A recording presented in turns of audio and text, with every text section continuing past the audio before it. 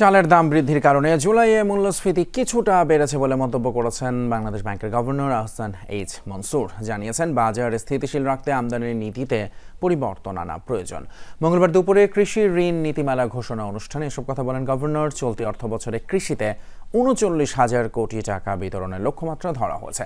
এর পরিধি আরও বাড়ানো দরকার বলেও মন্তব্য করেন গভর্নর।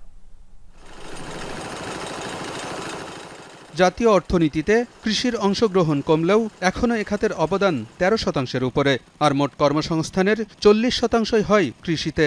খাদ্য সরবরাহেও সবচেয়ে গুরুত্বপূর্ণ এ খাত।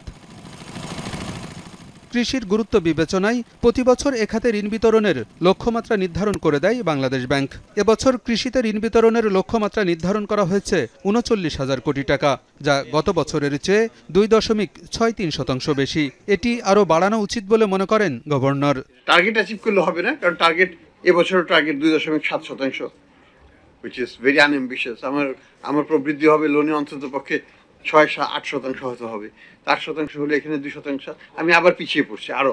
আমার মানে এগ্রিকালচারের যে হিস্সাটা সেটা কিন্তু তারা পাচ্ছে না।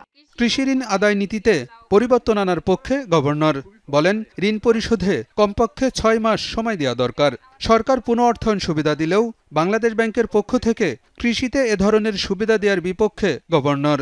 জুলাই মাসের যে মূল্যস্ফীতিটা, এটা একটা সিঙ্গুলার ফ্যাক্টর হচ্ছে চালের দাম বেড়ে যাওয়া। বাংলাদেশের যে দাম আছে আমদানি বিদেশ থেকে দামের উপর আমি 20% ট্যাক্স বসিয়ে দিই।